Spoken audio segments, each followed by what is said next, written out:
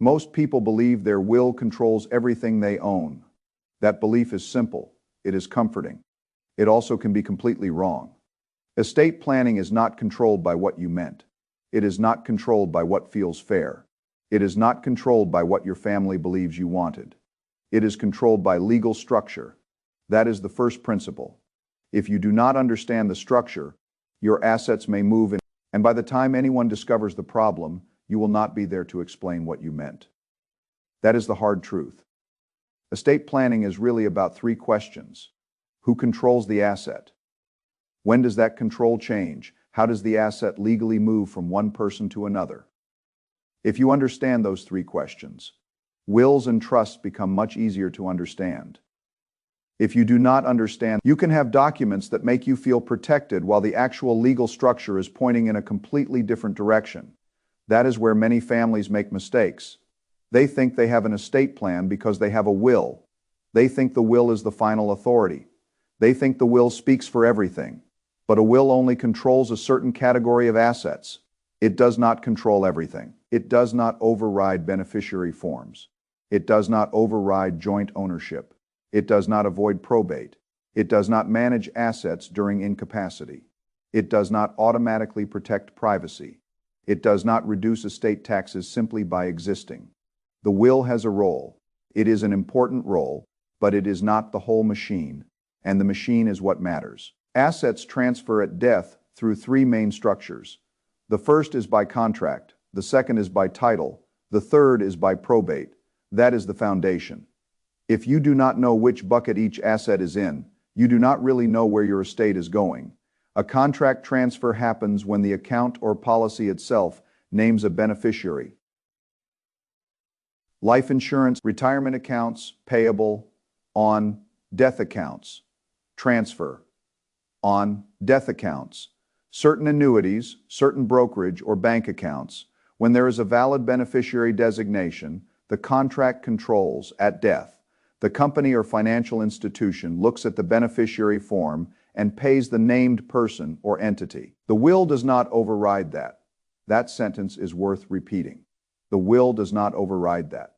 If your will says all assets go to your children, but your life insurance policy names your sibling, the life insurance goes to your sibling. If your will says your retirement account should go to your spouse, but the beneficiary form still names an ex-spouse or an old beneficiary, the form can control. This is why beneficiary forms are so powerful. They are not casual paperwork. They are contracts that direct wealth. Many people fill them out once, forget them for 20 years, get divorced, remarry, have children, lose contact with old beneficiaries, and never update the paperwork. Then the person dies, and the family says, "This cannot be what he wanted." Maybe it was not what he wanted. But the legal system does not ask what he wanted in his mind. It asks what the document says. That is the principle. The system follows paperwork, not emotion. The second way assets move is by title. This means the ownership structure itself decides what happens. If two people own a home jointly with rights of survivorship, the surviving owner automatically becomes the full owner when the first one dies. If a bank account is jointly titled with survivorship rights, the surviving owner may take full ownership. The will cannot redirect that asset. The title controls. This is where second marriages often create expensive surprises. Imagine a person has children from a first marriage and later remarries. He owns a home jointly with the new spouse. His will says, "My share of the home goes to my children." But the title says joint ownership with rights of survivorship. When he dies, the surviving spouse becomes the owner of the whole property. The children do not receive his share through the will because there is no share passing through probate. The legal title already decided the outcome. No one ignored the will. The will simply had no control over that asset. That is a very painful lesson for blended families. People think the will is a set of final wishes, but wishes do not defeat title. Title is mechanical. If the structure says the asset passes automatically to the surviving owner, the will is not the controlling instrument. That is why estate planning must begin with an asset inventory, not just what do you own, but how is each asset titled, who is the beneficiary? Is there a survivorship feature? Is it owned by a trust? Does it pass by contract? Does it pass by title? or does it fall into probate? The third way assets move is by probate. Probate is the court supervised process for transferring assets at death.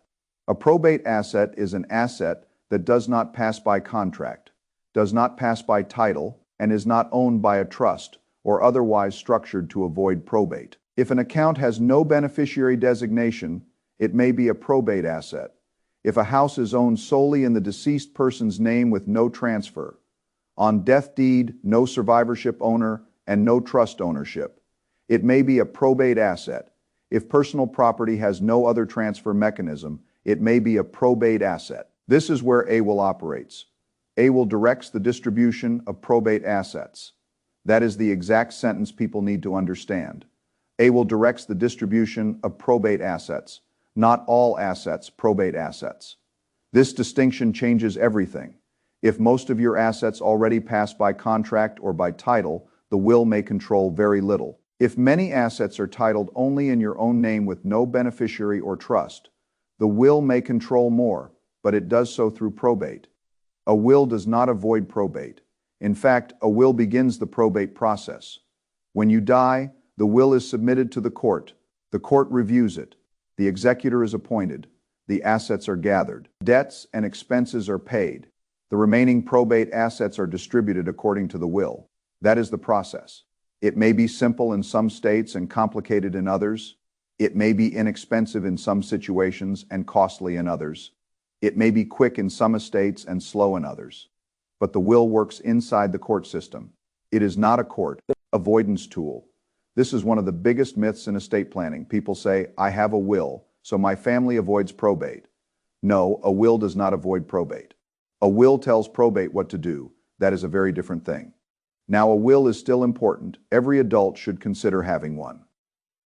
If you have minor children, a will is not optional in a practical sense because the will is where you nominate a guardian.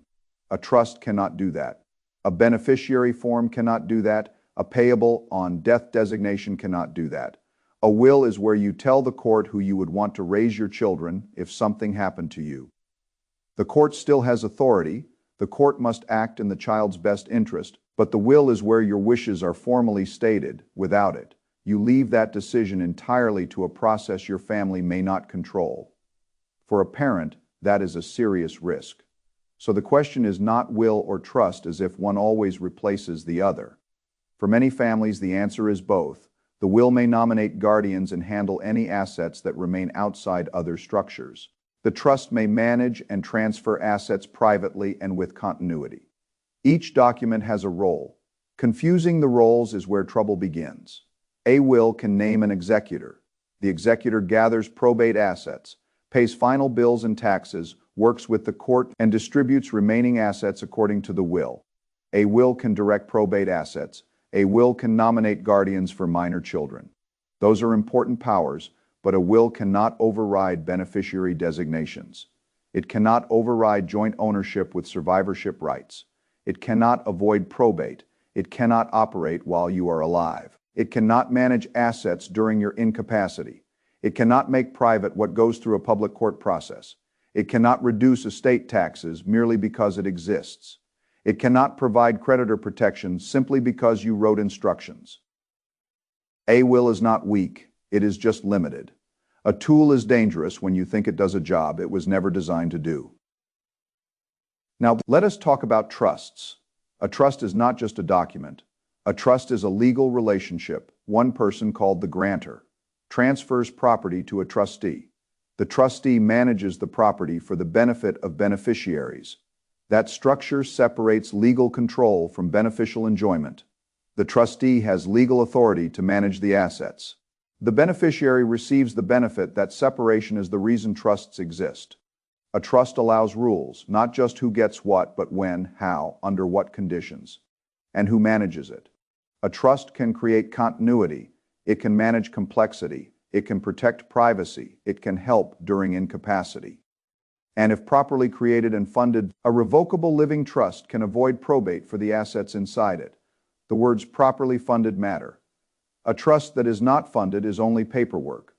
If you create a trust but leave your house accounts and assets titled in your own name, those assets may still go through probate.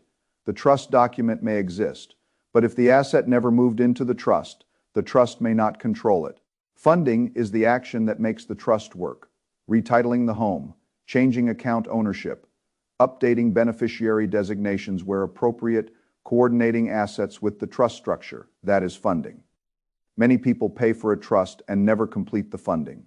Then they die, and the family learns that the trust did not avoid probate because the assets were never placed into it. That is a preventable failure. The document is step 1. Funding is step 2. Without step 2, step 1 may not deliver the result. This is the same principle we see across finance and law. Structure must match execution. A plan that is not implemented is not a plan. It is an intention. The law follows implementation. Now, a revocable living trust is the trust most families are usually thinking about when they say, "I have a trust." It is created during life. While you are alive and competent, you can usually act as your own trustee. You can manage the assets, you can buy and sell. You can amend the trust, you can revoke it. You remain in control day to day. Your financial life may feel almost the same. But legally, the trust structure is in place. If you become incapacitated, a successor trustee can step in. That is one of the strongest reasons for a revocable living trust. Many people think estate planning is only about death. It is not. It is also about what happens if you are alive but cannot act. Dementia, stroke, accident, illness, cognitive decline. A sudden event if you are incapacitated and your assets are not structured properly. Your family may need court authority before they can manage your financial life. That process can be slow. It can require medical documentation. It can involve hearings. It can create months of limbo during that time. Bills still arrive. Property still needs to be managed. Investments still move. Taxes may be due. Care costs may need payment, but the family may not have legal authority to act. That is a terrible time to be trapped in paperwork. A revocable living trust can reduce that friction. If the trust owns the assets, the successor trustee is not asking a bank for permission to act under a general document. The successor trustee is stepping into a role already created by the trust. The trust says what happens. The trustee follows the trust. The assets continue to be managed. If you recover, you can take control again. If incapacity continues, the successor trustee continues. That is continuity. And continuity during incapacity may be more important than probate avoidance for many families. Because death is not the only risk. The slow loss of capacity can be more difficult for a family than death from an administrative point of view. That is why an estate plan should include more than a will. A good incapacity plan often includes a revocable trust, a durable financial power of attorney, a healthcare power of attorney, and a living will or advance directive. The trust handles assets titled to the trust. The financial power of attorney can handle certain assets outside the trust and other financial actions. The healthcare power of attorney handles medical decisions. The advance directive or living will expresses treatment preferences. These documents work together. No single document solves everything. The mistake is thinking a trust replaces every other document. It does not. A trust does not nominate guardians for minor children. A trust does not necessarily handle every asset outside it. A trust does not make medical decisions. A trust is part of a coordinated system. Estate planning is not one magic paper. It is a legal operating system for your life, incapacity, and death. Now, a revocable trust can also create privacy. Probate is a public court process. Court filings can become public. A will submitted to probate may become part of the public record. People may be able to see who inherited, what assets were involved, who the executor is, and how the estate was administered. Some families do not care. Some do. If privacy matters, a revocable trust can help, because trust administration is generally handled privately. The assets can be distributed according to the trust without automatically filing everything through a public probate process. This can matter for families with conflict. It can matter for families with business interests. It can matter for families with wealth. It can matter for people who simply do not want personal financial details in public court records. Privacy is not hiding. Privacy is limiting unnecessary exposure. Now, a revocable living trust also allows distribution rules. If you want assets distributed outright immediately, that can be written. If you want assets held for children until a certain age, that can be written. If you want money used for health, education, maintenance, and support before full distribution, that can be written. If you have a blended family and want to provide for a surviving spouse while eventually preserving assets for children from a prior marriage, a trust can help structure that. If a beneficiary is not financially responsible, a trust can delay or control distributions. If a beneficiary has addiction issues, creditor problems, or a risky marriage, a trust may help manage timing and control. A will can also create a testamentary trust after death, but that testamentary trust is created through the will and therefore through probate. A revocable living trust exists during your life and can avoid probate for assets properly placed in it. That is the structural difference. A testamentary trust does not avoid probate. It is born inside probate. It can still be useful. For example, if you have minor children and want money managed for them after death, a testamentary trust inside a will can create rules, but it does not solve the probate problem. Again, know the tool. A testamentary trust is about post-death control. A revocable living trust is about lifetime structure, incapacity, continuity, privacy, and probate avoidance if funded. Now let us clear up the largest trust misconception. A revocable living trust does not avoid taxes simply because it is a trust.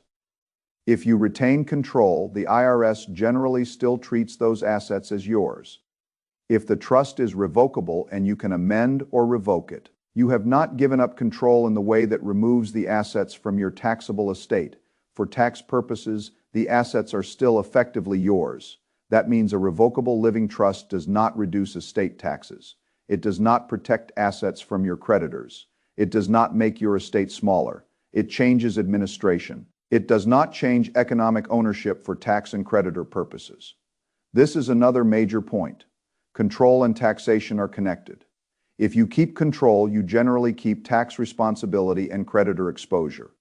If you give up control through certain irrevocable structures, then you may gain tax or asset protection benefits, but you also lose control. That is the trade-off. People hear the word trust and assume all trusts do the same thing. They do not. A revocable trust and an irrevocable trust are fundamentally different. A revocable trust is usually about administration, continuity, privacy, and probate avoidance. An irrevocable trust may be used for estate tax planning, asset protection, Medicaid planning, long-term care planning, business succession, and advanced wealth transfer. But the price is control. You generally cannot simply take the assets back whenever you want. That loss of control is why the trust may produce legal benefits. The structure has changed. This is where many people get confused.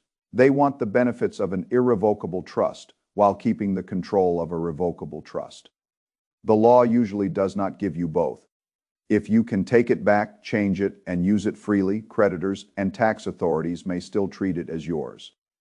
If you truly give it away to a properly structured irrevocable trust, you may gain protection, but you have given up control. That is a real trade-off. You do not make that decision casually. You make it with qualified advice based on your assets, family, state law, tax exposure, long-term care risk, and goals. For most families, the main decision is not advanced irrevocable planning. It is whether a will alone is enough or whether a revocable living trust solves real problems. So when does a will alone make sense? A will may be enough if the estate is simple, if most assets already pass by beneficiary designation, if there is little standalone property, if family dynamics are straightforward, if probate in the state is not burdensome, if privacy is not a concern, if there is no real need for complex distribution rules, if incapacity concerns can be adequately handled with a durable power of attorney and other documents, if the cost and maintenance of a trust would not provide enough benefit, then a will may be sufficient. Not everyone needs a trust. That is important. Estate planning should fit your life, not someone else's checklist.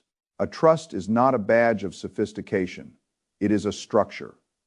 If the structure solves a real problem, use it. If it does not, do not buy complexity for its own sake. Simple can be better if simple works, but simple is dangerous if it leaves real risks unsolved. That is why the analysis must be specific. What assets do you own? How are they titled? Who are the beneficiaries? Do you own real estate in more than one state? Do you have minor children? Do you have a blended family? Do you care about privacy? Do you want to avoid probate? Do you have a beneficiary who should not receive money outright? Do you want continuity during incapacity? Do you have business interests?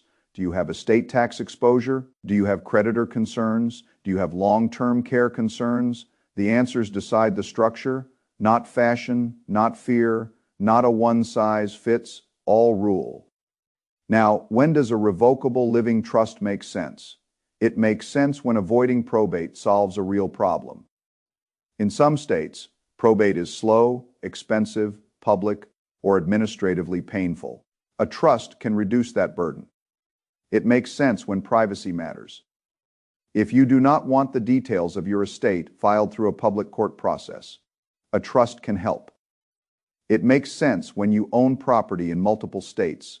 Without a trust, your estate may need probate in each state where real estate is located. That is called ancillary probate. A trust can consolidate the administration by holding the property in one structure. It makes sense when incapacity planning is a major concern. If you want a successor trustee to step in quickly without court intervention, a trust can help. It makes sense in blended families. Second, marriages can create competing obligations. You may want to provide for a spouse while protecting children from a prior marriage. A trust can create rules that a simple joint title or outright gift cannot. It makes sense for minor beneficiaries. A child should not receive a large inheritance outright. A trust can hold and manage money until the child reaches an age or milestone. It makes sense when a beneficiary is financially irresponsible. If someone cannot handle money, an outright inheritance may harm them. A trust can control timing and use. It makes sense when you want staggered distributions. For example, one portion at age 25, another at 30, another at 35, or distributions based on health, education, maintenance, and support. This is where trusts are powerful. They create rules after you are gone. A will can say who receives. A trust can say how and when. That difference matters. Now let us build a mental model. A will equals death, probate, and public process. A will activates at death.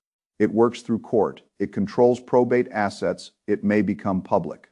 A revocable living, incapacity, privacy, and continuity. It can operate during life. It can allow a successor trustee to act during incapacity. It can avoid probate for funded assets. It can distribute assets privately. It can create continuing rules. Neither one is morally better in all situations. They do different jobs. The right plan uses the right structure. Now, there is one more mistake that deserves attention. People think documents matter more than coordination, but estate planning fails when documents conflict. Your will says one thing. Your beneficiary form says another. Your house title says another. Your trust says another. Your power of attorney is outdated. Your successor trustee is not the same person you told the family. Your retirement account still names someone from a prior life. Your bank account has no beneficiary. Your house is outside the trust. Your business interest is not assigned. Your life insurance names an individual when the trust should have been considered. The documents may exist. The plan may still fail. Estate planning is not document collecting. It is coordination. Every asset must be assigned to the correct legal path. Contract, title, trust, probate. If you cannot say which path controls each asset, the plan is incomplete. This is why beneficiary reviews are critical. Life changes, marriage, divorce, birth, death, estrangement, new property, new accounts, new states, new tax laws, new family conflict. The paperwork must be updated as life changes. An outdated estate plan can be worse than no plan because it creates false confidence. You think the system is handled. It is not. You must review it. Now let us talk about incapacity in more depth because many families underestimate it. If you die, your estate plan handles transfer. If you become incapacitated, your estate plan must handle management, that is a different problem. A will does nothing while you are alive. A will has no legal effect during incapacity. If you are in a coma, have dementia, suffer a stroke, or cannot manage your finances, the will sits there powerless. Your family may need a durable power of attorney, a trust or court authority. A durable financial power of attorney is extremely important. Every adult should seriously consider having one. It allows someone to act financially if you cannot. But powers of attorney have weaknesses. Banks may question them. Financial institutions may have their own forms. Some institutions may reject old documents. Some may demand additional paperwork. Some may delay. A power of attorney can work very well, but it can be inconsistent across institutions. A trust works differently for assets owned by the trust. The successor trustee has authority under the trust. They are not just acting as your agent. They are stepping into an existing legal role that can make administration smoother. This does not mean a trust replaces a power of attorney. You still need a power of attorney for assets outside the trust and other financial matters. But for major trust assets, the successor trustee structure can reduce friction. The goal is to avoid the family being forced into court at the worst possible moment. Court guardianship or conservatorship may be necessary when documents are missing, but it can be slow. It can be expensive, it can be public, it can be emotionally exhausting. It may require medical proof, hearings, legal filings, and judicial supervision. Your family may spend months simply trying to get authority to help you. That is the kind of friction good planning tries to avoid. Estate planning is not only about wealth transfer, it is about reducing friction during painful events. That is a humane purpose. Now let us talk about public record. Some people dismiss privacy. They say, I do not care if people know, that may be fine. But privacy can matter in ways people do not expect. If your estate is public, creditors, scammers, distant relatives, business competitors, journalists, or curious strangers may see details. If beneficiaries are young or vulnerable, public information can expose them. If there is family conflict, public filings can intensify disputes. If business interests are involved, privacy may be valuable. Not everyone needs this level of privacy, but some families do. A trust is one way to reduce public exposure. Again, not because privacy is secrecy, because unnecessary public exposure creates risk. Now let us discuss estate taxes. Most middle-class families today may not have federal estate tax exposure because the exemption is high, though tax laws can change. But some families do have exposure, and many states have their own estate or inheritance tax systems. A revocable living trust generally does not solve estate tax exposure by itself. It can include provisions that coordinate planning, but because assets remain in your control, the assets are generally still included in your taxable estate. Advanced tax planning usually requires irrevocable structures, gifting strategies, charitable planning, business planning, or other techniques. That is not the everyday will versus revocable. Trust question: if someone tells you, get a living trust to avoid estate taxes, ask what type of trust and what tax mechanism. Vague statements are dangerous. Control equals taxation. If you control it, the tax system usually treats it as yours. If you give up control in the right structure, tax treatment may change, but giving up control is serious. That is the trade-off. Now, creditor protection. A revocable trust generally does not protect assets from your creditors. Because you still control the assets, creditors may be able to reach them.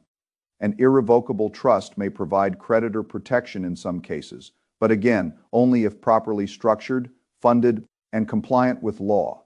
There are fraudulent transfer rules, there are state-specific laws, there are look-back periods, there are exceptions. This is not something to improvise. Do not create a revocable trust and assume creditors cannot reach it. That is a myth. The trust may avoid probate. It does not automatically create a fortress. Now, let us address trusts and minor children. If you have minor children, you likely need both a will and a structure for money. The will nominates guardians. The trust or testamentary trust can manage assets for the children.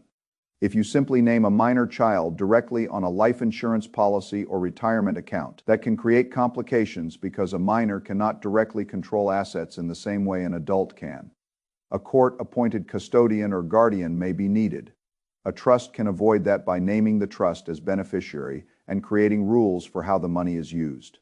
For example, money may be used for health, education, maintenance, and support. Then distributions may be made at certain ages. This avoids giving a young adult a large amount of money all at once. A 22-year-old may be legally an adult but not ready to manage a large inheritance. A trust can create maturity in the distribution even when life does not. That is a useful structure. Now, blended families. Blended families are where estate planning mistakes can become devastating. Suppose you want your spouse to be supported but also want your children from a prior marriage to eventually inherit. If you leave everything outright to the spouse may change the plan later. The spouse may remarry, the spouse may spend the assets. The spouse may leave assets to their own children. Your children may receive nothing. If you title everything jointly with survivorship, the survivor may own it outright. Your will may not protect your children. A trust can create a structure. It can provide income or use of assets for the surviving spouse while preserving principal for children after the spouse's death. This requires careful drafting, but it shows why legal structure matters. The moral intention may be balanced. The legal structure must match it. If not, the structure wins. Now let us return to the first principle. The legal system is mechanical. At death, nobody can ask you what you meant. The documents, title, contracts, and trust structure speak. If they are aligned, your plan works. If they are misaligned, your family may fight, assets may move incorrectly, or courts may decide. This is why estate planning is not simply for rich people. It is for anyone who wants the transfer of control to happen correctly. A person with modest assets may still need a will for children. A person with a house may need to avoid probate. A person with blended family issues may need a trust. A person with an IRA may need beneficiary designations reviewed. A person with incapacity concerns may need powers of attorney and a successor trustee structure. The value of the estate is not the only question. The complexity of the life matters. Now, what should a person do practically first? List every asset: home, bank accounts, brokerage accounts, retirement accounts, life insurance, business interests, vehicles, personal property, digital assets, debts. Second, identify the transfer bucket for each asset. Does it pass by beneficiary designation? Does it pass by title? Is it owned by a trust, or will it go through probate? Third, compare the legal path to your actual wishes. If they do not match, fix the structure. Fourth, review beneficiary designations. Retirement accounts and life insurance can move outside make sure the forms are correct. Fifth, review property titles, joint tenancy, tenancy by the entirety, community property, tenants in common, transfer, on death deeds, and trust ownership all have different consequences depending on state law. Sixth, decide whether probate avoidance matters. If yes, a revocable trust may help, but only if funded. Seventh, decide whether incapacity planning matters. It should matter to most people. Create durable financial power of attorney, healthcare power of attorney, advance directive, and consider a revocable trust where appropriate. Eighth, if you have minor children, create a will with guardian nominations. Ninth, if you have blended family concerns, do not rely on simple joint ownership or vague promises. Build structure. 10th, meet with a qualified estate planning attorney in your state. State law matters. Do not rely only on generic internet explanations. This is a practical sequence. Now let us talk about funding again, because it is the step that fails most often. Funding a trust means changing legal ownership or beneficiary paths, so the trust actually controls assets. For a home, that may mean signing and recording a deed transferring the property into the trust. For bank or brokerage accounts, that may mean opening or retitling accounts in the trust's name. For life insurance or retirement accounts, it may involve beneficiary designations. But that must be done carefully because retirement accounts have special tax rules. For business interests, it may require assignments, operating agreement reviews, or corporate approvals. For vehicles, state law and practicality matter. For personal property, schedules and assignments may be used. This is administrative work. It is not exciting, it is essential. A beautifully drafted trust that owns nothing may fail to avoid probate. That is the tragedy. People pay for the plan but never complete the transfer. A good attorney should provide funding instructions. A disciplined family should follow through. Then the plan should be reviewed periodically. Now, what if assets are left outside the trust accidentally? Many trust plans include a pour-over will. A pour-over will says that probate assets should be transferred into the trust at death. This can help coordinate the plan, but it still requires probate for those assets. So a pour-over will is a backstop, not a substitute for funding. Do not rely on the backstop as the main plan. Backstops are for mistakes. The goal is to avoid the mistake. Now, let us discuss cost. A will is usually cheaper. A trust is usually more expensive. That is real. But cost should be evaluated against the problem being solved. If probate is simple, the estate is small, and beneficiaries are straightforward, a will may be enough. If probate is expensive, assets are complex, incapacity risk is serious, or family structure is complicated, the trust cost may be worth it. The cheap document that does not solve the problem is not cheap. The expensive document that solves a real problem may be a good investment. Again, structure must fit need. Now, the most important emotional estate planning is an act of kindness to the people who will be dealing with one of the hardest moments of their lives. When you are gone or incapacitated, your family is already under stress. They should not also have to guess what you meant, fight over accounts, petition courts, wait months for authority, or discover that a beneficiary form contradicted your will. Good planning reduces unnecessary pain. It does not remove grief. It removes friction that matters. People sometimes avoid estate planning because it forces them to think about death. But not planning does not avoid death. It only transfers the burden to the people you love. That is not kindness. Kindness is making the difficult moment easier. Now let us close the loop with a simple example. A person has a will saying everything goes to the children. He has a life insurance policy, naming a sibling. He owns a home jointly with a spouse. He has a bank account in his own name with no beneficiary when he dies. The life insurance goes to the sibling. The house goes to the spouse. The bank account goes through probate and is controlled by the will. The children receive only what remains in the probate bucket that may shock the family. But it should not shock anyone who understands the structure. Contract title, probate. Each asset follows its path. The will controls only one path. That is why the first question is not, do you have a will? The first question is, what controls each asset? That is the better question. If you answer it correctly, you can build a plan that works. If you do not, the system will answer it for you. And the system may not choose the outcome you intended. That is the lesson. Estate planning is not about collecting documents. It is about aligning legal control with human intention. When the paperwork, titles, beneficiary forms, trusts, and incapacity documents all point in the same direction, the plan can work. When they point in different directions, intention loses. Structure wins. So do not ask only whether you have a will. Ask whether your will controls the assets you think it controls. Ask whether your beneficiary forms are current. Ask whether your house title matches your wishes. Ask whether your trust is funded. Ask whether your family can act if you are incapacitated. Ask whether your minor children have a guardian nominated. Ask whether your plan remains private or public. Ask whether taxes, creditors, probate, and control are being handled by the correct tools. These are the questions that matter because one day control will change. The only question is whether it changes according to a structure you built deliberately or according to a default structure you never understood. That is the choice. And the time to make that choice is while you are alive, competent, and able to align the system with what you actually want.